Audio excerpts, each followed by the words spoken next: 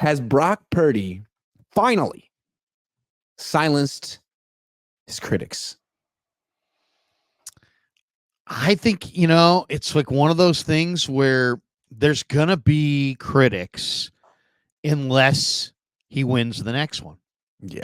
If he win, that's just reality. Now, should he have? Sure, because come on, the guy's LeBron James has critics. Yeah, and everybody's got critics. Territory. Steph Curry has critics. Right. You're gonna and you're only as good as your last performance, right? No matter what you do, you're only as good as your last performance. But to me, in some ways, I think that he can kind of forever silence all of his critics. I know a lot of younger Niner fans would never believe this, but Joe Montana had won a Super Bowl in 81. And when he went into that 84 Super Bowl against Dan Marino and Don Shula, there were still a lot of people that were like, yeah, he's a product of Walsh. And now he's going to go up against a real quarterback with a real arm, and it's going to be lights out for Joe. And then Joe won that game and was the MVP of that game. Though Roger Craig could have been named the MVP. Joe was the MVP. And I don't think that he was a made man from that point on. He had 2 rings. He had beaten Marino. He was on top of the sport, and never again really was he criticized until he hadn't won an MVP yet, though. Still there were some questions about him. Yeah. Yeah. No, and there were other guys in his era that were damn good, but there were people that were like, there was a solid drumbeat of Joe's a product of Walsh, because Walsh's offense was so on the cutting edge back then, and so there was like, yeah, Joe's a product of Walsh until he beat the Dolphins. And if somehow Brock Purdy can beat the great Mahomes and the Chiefs and vanquish them and win the Super Bowl, I think he's going to be in a totally different level. I don't think you're going to see, I think people will give him his and acknowledge that whatever way he does it is his way. And it may not be, he may not have the arm of, Allen, or the mobility of Allen or Mahomes or Lamar, but that he's going to have a major seat at the table. So I think the next one really will go the greatest distance to silencing the people who want to marginalize him. Okay, hold on. Wait a second. That was a little charged, what you just said. People who want to marginalize him. Yeah. I don't want to. I'm going to represent the Brock Purdy critics. Okay. Someone has to, and I'll do it. I don't want to marginalize Brock Purdy. I like Brock Purdy. Like, we know Brock Purdy. Brock Purdy is a very professional, down-to-earth, nice guy, at least with us. So I don't want to marginalize him. I don't have anything against him. But I am the skeptic here. And I feel like if you're approaching him from that lens, like, man, he is on a really good team, and he might be a product of this system to a degree. And it's hard to say exactly how good he is.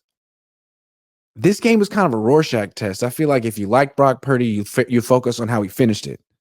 If you're skeptical of Brock Purdy, you point out things like, man, he threw another couple passes that could have gotten picked and one that did. Like, the running that he does is great. I don't think anyone has anything to say about it. Everyone's like, wow, that's amazing. He can really scramble, like everyone.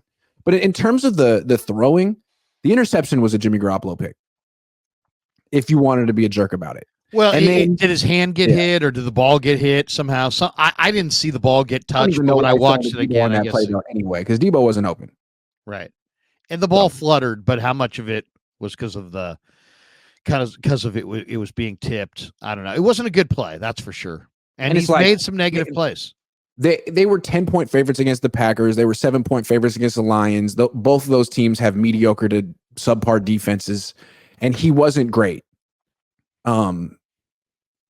That being said, he's in the Super Bowl, and if he has a great game in the Super Bowl, no one's going to care what his passer rating was in the NFC playoffs. So, like you said, it all comes down to the next game. And what's crazy is that's a really good defense. Now, breaking news, they just lost Charles Omenihu, who torn ACL. He's really important to them. Very important to them. Yeah. They're the number 2 defense in the league this year. Chiefs are really good on all 3 levels. Snead on the back level, Bolton at the middle level, Jones, of course, we know real well on that defensive line. Yeah, no, Chiefs are big time. I picked Chiefs to beat Baltimore. I'm not going to sit here and pretend I'm surprised that they're there. I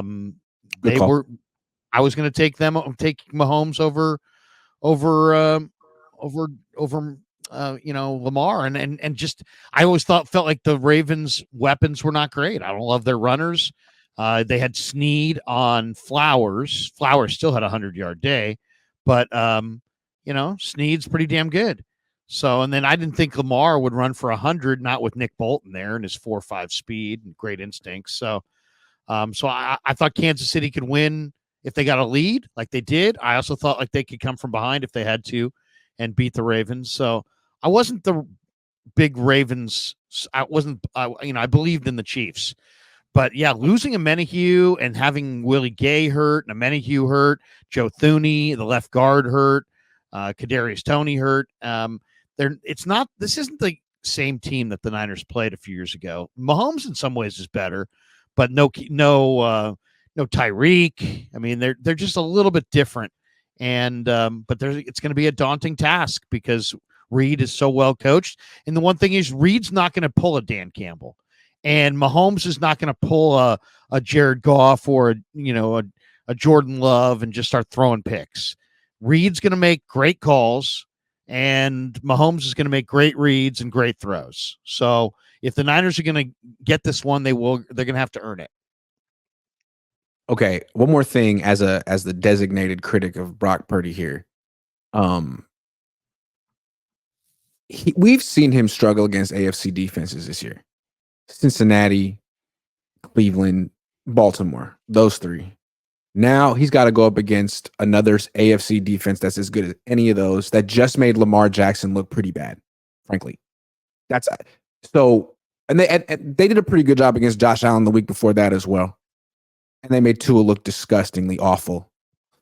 So big game for Purdy. Like if he wins the Super Bowl and has a good game, beats Patrick Mahomes, can't really take that away from him. Like that says everything. That would silence the critics. Beats Patrick Mahomes in the Super Bowl, beats that defense that made Lamar Jackson look pretty weak. That'd be huge. I think a lot of his critics might say, boy, after the way he played against Detroit and Green Bay's defenses, I expect him to play pretty poorly in the Super Bowl. I'm not saying I expect that, but a critic might say that. Well, I mean, you never know what you're going to get, right? First of all, the 49ers have played two games that weren't great. I mean, let's be honest. They didn't start either game well. So on one hand, you could say maybe they're due. On the other hand, you could say Green Bay was 28th against the run. Detroit's pass defense was, horrendous. And their run D in the playoffs was not much better. And, at times they struggled against Detroit.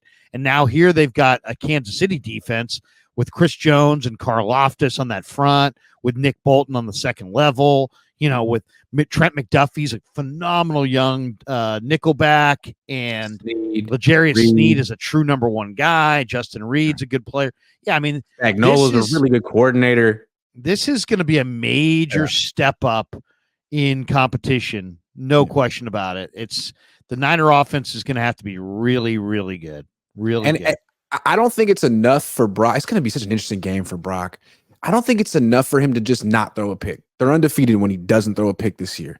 Going against Mahomes, he's going to have some gunslinger moments in this game to win it, I think. And also not throw picks because Mahomes can do that. Well, and it's a team game, of course. The one thing about Kansas City is, Kansas City has one the receiving core that the Chiefs have, wide receivers, is not as good, in my opinion, as what Detroit had or Green Bay had. And then the offensive line, Donovan Smith has been called for a ton of penalties. Jaywan Taylor, the right tackle, has given up a lot of pressures.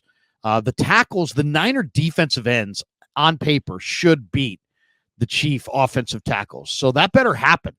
And then I was really disappointed yesterday in Javon Hargrave. Is Joe Thuney going to play? And then is it going to be Allegretti? Are they going to get, is Hargrave going to produce like the player they signed him to be? And then Pacheco, can they handle the outside run of Pacheco? Because Pacheco's every bit as good as the runners they've gone up against. The one difference is the Chiefs are leaning heavily on Kelsey, and the Niners do have Fred Warner, who should be a real good answer for Travis Kelce.